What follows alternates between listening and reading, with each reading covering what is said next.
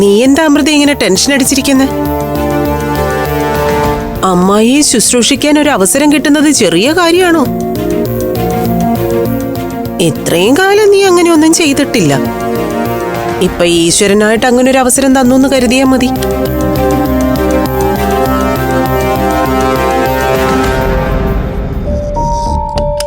Blood ടെസ്റ്റിന്റെ റിസൾട്ടാ doctor കണ്ടു. കുഴപ്പമൊന്നുമില്ല. ഇന്ന് തന്നെ പോവാം. അയ്യോ, അങ്ങനെ പോയാൽ എങ്ങനെയാ? എനിക്ക് ഒരു ഫുൾ ബോഡി ചെക്കപ്പ് വേണം. അത്രയും ഉയരത്തിന്ന് വീണതല്ലേ. എന്തൊക്കെയാ പറ്റിയെന്ന് ഈശ്വരന് മാത്രമേ അറിയൂ. അയ്യോ, അതിനൊക്കെ ഒരുപാട് പൈസയാവും. നേരത്തെ പറഞ്ഞില്ലെന്ന് വേണ്ട. എത്ര പൈസ ആയാലും പ്രശ്നമില്ല. നിങ്ങളുടെ അമ്മായിക്ക് പൈസക്ക് അങ്ങനെ ബുദ്ധിമുട്ടൊന്നും ഇല്ല. എത്ര ലക്ഷം രൂപയായാലും പ്രശ്നമില്ലെന്ന് നീ ഡോക്ടറോട് പോയി പറ.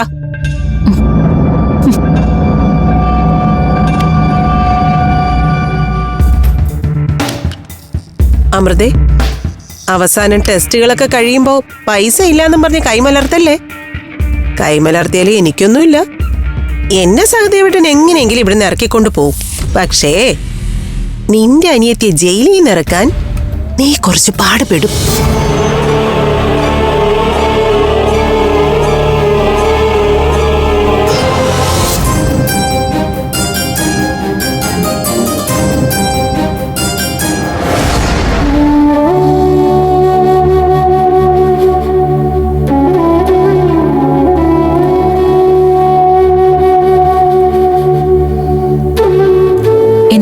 തിരിച്ചു പോകുന്നത്? ഇവിടെ ഇങ്ങനെ ഫുൾ ടൈം നിൽക്കേണ്ട കാര്യമൊന്നുമില്ല. ആരെങ്കിലും അടുത്തുണ്ടാവണം, അത്രേ ഉള്ളൂ. എന്തു പറ്റി മോളെ? അവിടെ നിൽക്കാൻ പറ്റില്ല ചേച്ചി. എന്നോടുള്ള സ്നേഹം കൊണ്ട് വിളിച്ചോണ്ട് പോയതൊന്നുമല്ല. ഭീഷണിപ്പെടുത്താനും വീട്ടു ജോലി എടുപ്പിക്കാനും കൊണ്ടുപോയതാ. ഭീഷണിപ്പെടുത്താനോ? ഞാൻ മനഃപൂർവ്വം അമ്മായിയെ തള്ളിയിട്ടാണെന്നും പറഞ്ഞ് കേസ് കൊടുക്കുന്നു പറഞ്ഞു. സിഐക്ക് അമർദ്ദിച്ചോട് ദേഷ്യമുള്ളത് കൊണ്ട് ഉറപ്പായിട്ട് നടപടി ഉണ്ടാവും, എന്നെ അറസ്റ്റ് ചെയ്യുന്നൊക്കെ പറഞ്ഞു. നീ അത് കേട്ട് പേടിച്ചു? പേടിക്കാതെ പിന്നെ എങ്ങനെയാണ് ഗീസി? ഇതുവരെ അവരൊക്കെ കൂടെ നമുക്കെതിരെ ചെയ്തതൊക്കെ ഓർമ്മയില്ലേ? എല്ലാവരും അവരുടെ കൂടെയാ, പോലീസും കോടതിയും ഒക്കെ. അവർക്ക് നമ്മൾ എന്ത് വേണമെങ്കിലും ചെയ്യാൻ പറ്റും. അത് നമുക്ക് നോക്കാം. വീട്ടിലിരിക്കാൻ പറഞ്ഞിട്ട് നീ ഇങ്ങോട്ട് പോകുന്നത് എന്തിനാന്ന് പറ. അവിടെ ഇരിക്കാൻ പറ്റില്ല ചേച്ചി. ദിവ്യപ്രഭയെ കൊണ്ട് ഒരുപാട് ശല്യമാ. എപ്പോഴും പിന്നാലെ വന്ന് ഓരോ ജോലികൾ പറയും. അമ്മാവനും ആകാശേട്ടനും അവിടെ ഇല്ലാത്തതുകൊണ്ട് എനിക്കൊരു പരാതി പറയാൻ പോലും നിവർത്തിയില്ല.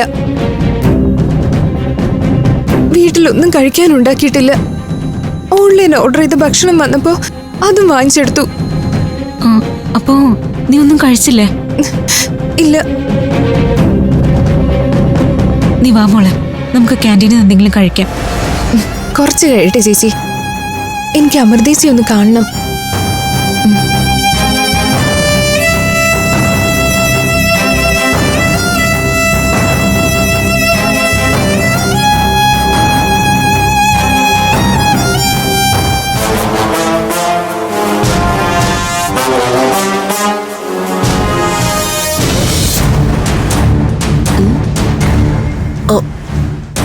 കാലിന് നല്ല വേദന. ആ വീഴ്ചയിൽ പറ്റിയതാ. ഒന്ന് തിരുമ്മി താമൃത്. ശരിക്ക് വേദനയായോണ്ട് പറഞ്ഞതാ. അമൃതേച്ചി, നീ തിരിച്ചു പോന്നോ?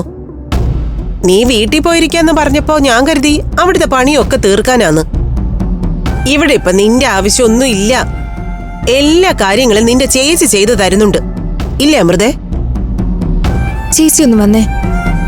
വാ ചേച്ചി.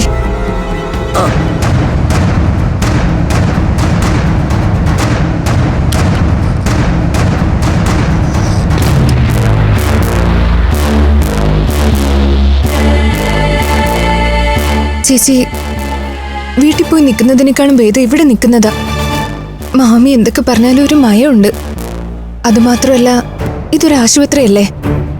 ഇവിടെ ആരും എന്നെ തല്ലൊന്നും ഇല്ലല്ലോ. വീട്ടിൽ പോയാ ആ ഉറപ്പൊന്നും എനിക്കില്ല. ദിവ്യച്ചിക്ക് ശരിക്കും ഭ്രാന്താ. ഞാനൊരു കാര്യം ചോദിക്കട്ടെ? എന്നെ നമ്മുടെ വീട്ടിലേക്ക് കൊണ്ടുപോവാവോ? കല്യാണം കഴിഞ്ഞ് അയച്ചില്ല എന്ന് വിചാരിച്ചാ മതി. ഞാൻ പഴയതുപോലെ ചേച്ചിയുടെ കൂടെ കഴിഞ്ഞോളാം. എന്താ എന്റെ കുട്ടി ചോദിക്കുന്നത്? അങ്ങോട്ട് വരാൻ എനിക്ക് എന്റെ അനുവാദം വേണോ? നിന്റെ വീടാ അത്.